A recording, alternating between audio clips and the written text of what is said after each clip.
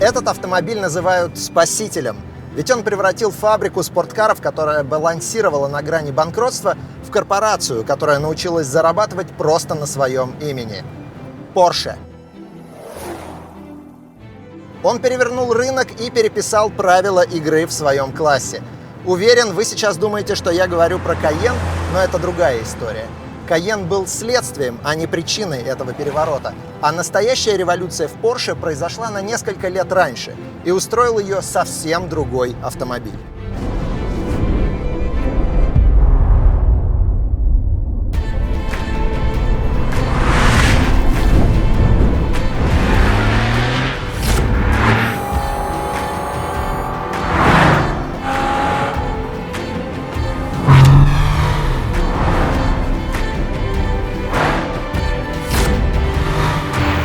Его считают последним классиком. Финальный Porsche с воздушным охлаждением. Правда, обычно это все, что о нем вспоминают. А ведь на самом деле он не последний, он первый. Первый из 911-х новой эры. Этих автомобилей было выпущено меньше, чем любого другого поколения 911, но это только подчеркивает их ценность. Добро пожаловать в «Гараж мечты», шоу, в котором мы собираем идеальную коллекцию из автомобилей, определивших ход истории. И в моем гараже мечты на первом месте стоит главный спорткар планеты Porsche 911, но далеко не любой. Я считаю, что лучше всего на эту роль подходит проект 993, то есть четвертое поколение 911-х. Самый редкий, а на мой взгляд, еще и самый красивый и самый важный 911 в истории, незаслуженно забытый между классикой и новым временем. А ведь это именно он, а не Cayenne, спас компанию от банкротства.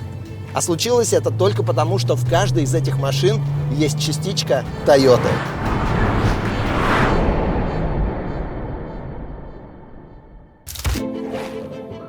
Конец 80-х был кошмаром для всех дорогих брендов из Европы. Как раз тогда потеряли независимость Ferrari, Lamborghini, Alfa Romeo и Aston Martin. Следующим в списке был Jaguar. А Porsche встречала 90-е, вооружившись 3 моделями и самонадеянностью собственных менеджеров. И вот в 1989 году они решили порадовать мир новым поколением 911. К тому моменту эти автомобили выпускались почти 20 лет без каких-либо серьезных изменений. Новинкой была модель 964, то есть предшественница нашей 993. В рекламе про нее писали, что внутри она на 85% новая, но проблема была только в том, что выглядела она как на 95% старая. Они сделали новую переднюю подвеску, применили 2 свечи на цилиндр, увеличили рабочий объем двигателя, внедрили полный привод и типтроник, но совершенно забыли изменить во внешности хоть что-нибудь, кроме бамперов. И ладно бы, если Porsche сказала: ребята, мы специально не подпускали к этой машине дизайнеров, чтобы она стала для вас дешевле. Наслаждайтесь. Так ведь нет, они просто выкатили машину, которая выглядела как старый Porsche, а стоила уже почти как новая Ferrari. Дальше было 4 года рекордных убытков. И если в 86-м Porsche выпустила 50 тысяч машин, за которыми стояла очередь из американских плейбоев, то в 93-м году объем продаж упал до 14 тысяч. А единственная очередь, которая тянулась теперь к Porsche, состояла из других автоконцернов, которые желали прибрать компанию к рукам. В общем, тогда даже в Штутгарте мало кто верил, что Porsche выживет. И вот представьте, в 1994 году вместо капитуляции они показывают автомобиль, который едет и выглядит круче, чем любой предыдущий 911, а при этом еще и стоит дешевле. Раунд.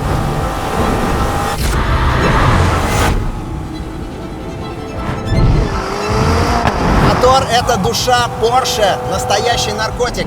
Хотя здесь у нас обычная Carrera с базовым атмосферником 3.6. У него 272 лошадиные силы, и по сегодняшним меркам это совсем не ураган. Но дело не в мощности, дело в характере и в контроле. Это машина 95-го года. У нее нет ни электроники, а привод газа с тросиком. Боже, какое же это наслаждение! Жалко только, что на низких и средних оборотах здесь не слышен тот голос, которым 993 звучит снаружи. Но это потому, что при такой компоновке ваши пути со звуком не пересекаются. Вы летите вперед, а звук назад. Правда, наверху здесь все меняется. Неспроста в рекламе Porsche тогда писали, что после 5000 оборотов здесь становится немного шумно, так что вы не слышите криков вашего пассажира. У этого голоса уникальная природа. Так звучат 6 цилиндров, которые движутся навстречу друг другу, и ветер, который продувает их насквозь.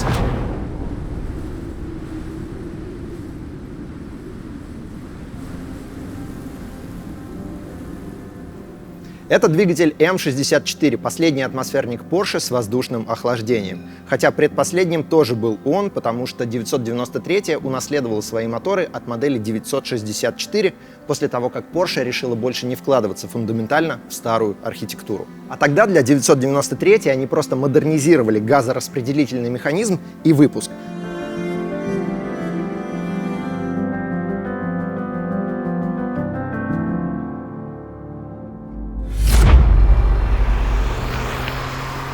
А еще именно на этом поколении 911 впервые появилась шестиступенчатая механика. То есть теперь стало можно ехать не только быстро, но и долго, потому что на высших передачах 911 оказалась удивительно тихой и экономичной.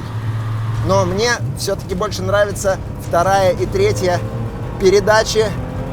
Четкость переключения великолепная, я бы даже сказал, гипнотизирующая. Знаете, кто-то, чтобы ощутить дзен, лопает пупырки от упаковки, а я делаю вот так.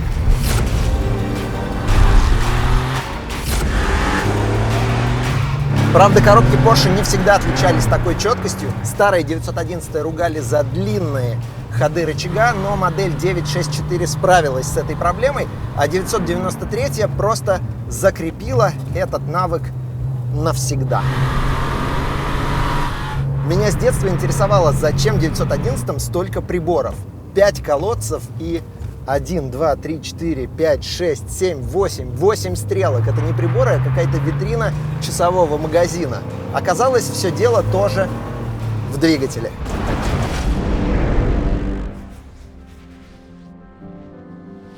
У воздушника нет охлаждающей жидкости, поэтому за его состоянием нужно следить только по маслу.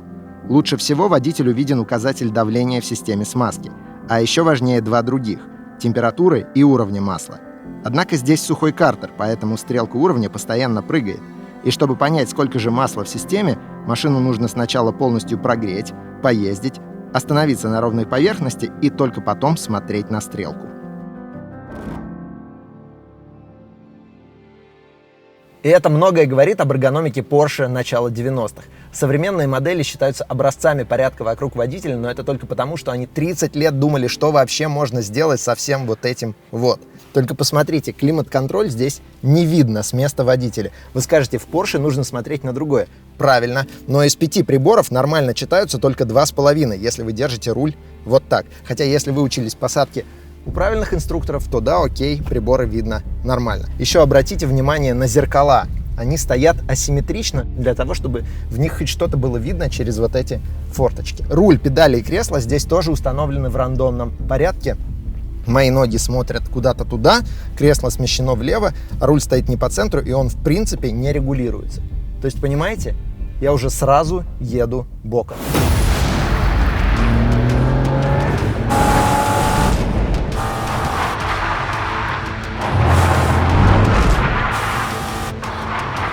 У нас обычная Carrera 2, а это означает задний привод и черную магию Porsche. Хотя достижение серии 993 заключается как раз в том, что она стала менее склонной к заносу. Старые 911 мели хвостом и под сброс, и под добавление газа. Это весело, но нравилось далеко не всем.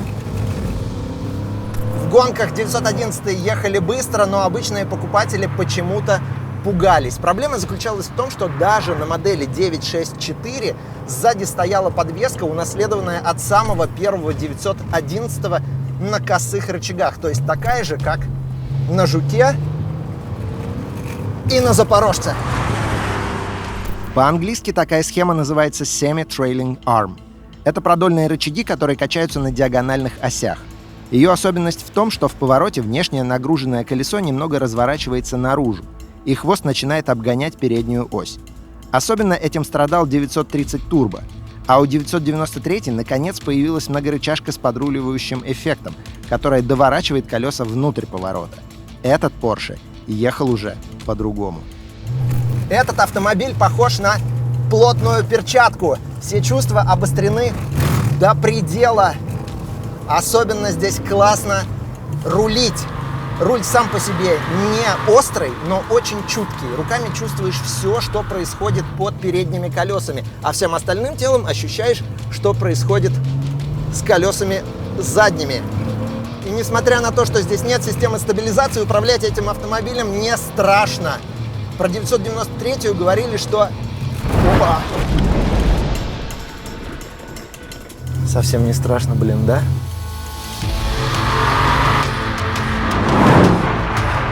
Под тягой заднемоторные Porsche уходят в занос, но и стабилизируются они тоже под тягой. Нужно просто не бросать газ, а ровно держать его, потому что чем больше газа, тем больше прижима на задних колесах, и тем быстрее они восстанавливают сцепление с дорогой. Ну и рулить, конечно, тоже нужно успевать вовремя.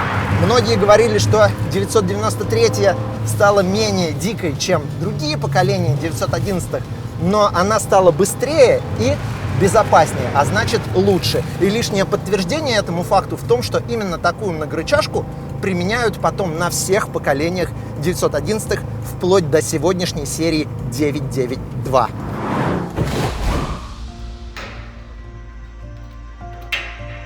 Вот эта подвеска. Концептуально она выглядит как подвеска на двойных треугольных рычагах, но дополненная еще одним поперечным рычагом. Настройкой этого рычага меняется угол развала колеса. Нижний рычаг контролирует схождение, но есть еще одна настройка, которая изменяет динамическое положение колеса под нагрузками в поворотах. На современных 911-х здесь появится доработанная эластокинематика, электронно управляемые амортизаторы и задний активный рулевой редуктор. Но именно 993 стала прародителем платформы для современных 911-х, у которых тоже пружины по кругу, спереди стойки Макферсон и сзади многорычажка. Про создание 993 написано несколько книг. Это была настоящая мыльная опера. В конце 80-х прогресс дизайна и инжиниринга Porsche почти остановился. Mercedes и BMW уже запустили свои модели с многорычажными подвесками, а в Цуффенхаузене этот проект был заморожен. Хотя поиски велись еще с начала 70-х и воплотились в подвеску для модели 928. Но для новой 911 этого было мало. Поэтому из BMW переманили целую команду специалистов. Главу инжиниринга Ульриха Бетца и дизайнеров Харма Лагая и Пинки Лая. Бетц убедил руководство, что машине нужна новая задняя подвеска и новый полный привод, более простой и более легкий. Так, вместо 3 дифференциалов с электронным управлением на 993 появилась система с вискомуфтой, которая подключает передние колеса только при пробуксовке. Правда, параллельно Бетц пытался разработать еще и большой седан проекта 989. Потратил на него 150 миллионов марок и за это был уволен. Но его концепция нового шасси для 993 сохранилась.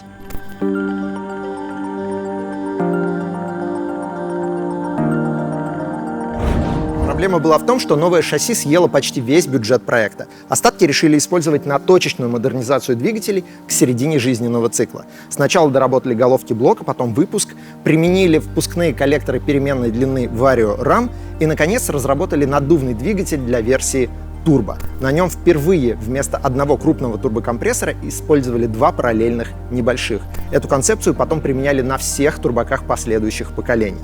С рабочего объема 3,6 литра удалось снять 408 лошадиных сил, потом 450 и даже 600 на версии GT2 Evo. Но это был предел для 12-клапанного воздушника. Дальше требовалась новая терморегуляция и 4-клапанное газораспределение, а это было возможно только с переходом на жидкостное охлаждение. Но для дизайнеров все это значило, что денег на их идеи снова нет. Им не позволили поменять крышу, стекла и салон. Англичанин Тони Хаттер с минимальным бюджетом сделал гениальную работу, чтобы 993 смотрелась по-новому. Он наклонил фары, как у суперкара 959, понизил линию крыльев, сгладил поверхности и сделал передний бампер визуально легче, чтобы нос и корма автомобиля смотрелись гармоничнее.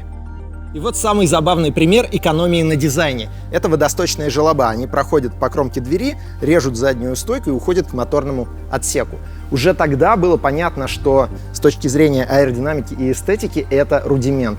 Но денег на то, чтобы избавиться от этой детали, не было. 993 использовала верхнюю часть кузова от модели 964, и это был последний Porsche с желобами. От них избавились уже на модели 996. А современные владельцы 993-х сами срезают эти желоба. По-английски это называется шейвинг, то есть у нас с вами буквально дилемма: брить или не брить. Итак, среди новаций 993, которые определили эволюцию всех дальнейших 911-х, новая задняя подвеска, шестиступенчатая механика, полный привод с подключением передних колес через муфту и двойной наддув для версии турбо. Ну и, конечно, обновленный дизайн. Этого всего уже было достаточно, чтобы покупатели снова вернулись к Porsche, но в проекте 993 была еще одна маленькая деталь. Эти автомобили стоили на $5000 дешевле, чем модель 964. И это как раз то место нашей истории, в котором появляется Toyota. В конце 80-х завод Porsche тратил 120 часов на производство одного автомобиля. И это было показателем настоящего немецкого качества, ведь рабочие были заняты идеальной подгонкой деталей. Но японские компании работали не хуже. Качество было таким же, а скорость намного выше. Первым на это внимание обратил директор по производству Porsche Винделинг Видекинг. В 1992 году он пригласил на завод делегацию японских консультантов из бывших сотрудников Toyota и попросил их провести аудит производства. Немцы тогда узнали о себе много нового. Выяснилось, что половину рабочего времени сборщики Porsche проводили на складе в поисках деталей. Там были 3-метровые стеллажи, лестницы и запас компонентов на 28 дней автономной работы. Короче, японцам было где разгуляться. Они запретили рабочим покидать посты, потребовали сократить запасы деталей до 30-минутного цикла и ввели систему Kaizen. Японцы тогда посетили и поставщиков. У них тоже установили новые порядки. Перестройка была болезненной для всех, но к началу выпуска 993 Porsche была уже совершенно другой компанией с другой философией. Площадь завода сократилась на 30%. Количество брака на один автомобиль сократилось вдвое, до 3 случаев на машину. Себестоимость снизили на треть, и теперь на производство одного Porsche уходило максимум 70 часов. Конечно, были и другие трюки по снижению себестоимости. Например, в салоне 993-х появился более дешевый пластик и искусственная кожа, а электропроводка серьезно упростилась. Но главное было в том, что компания научилась одновременно выпускать больше автомобилей и больше зарабатывать на каждом из них. В первый же год после выхода 993 Porsche наконец получила прибыль в 300 миллионов марок. И вместо банкротства начала готовиться к запуску Бокстера и серии 996 с принципиально новыми моторами. Проект 993 спас компанию Porsche, но продержался в производстве неполные 5 лет. Для сравнения, 991-ю выпускали в 2 раза дольше.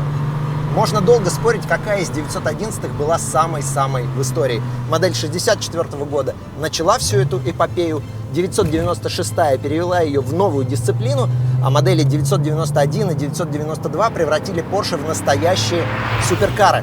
Но в моем гараже мечты на первом месте все равно стоит вот такая 993, как автомобиль, после которого история развернулась и поехала в нужном направлении.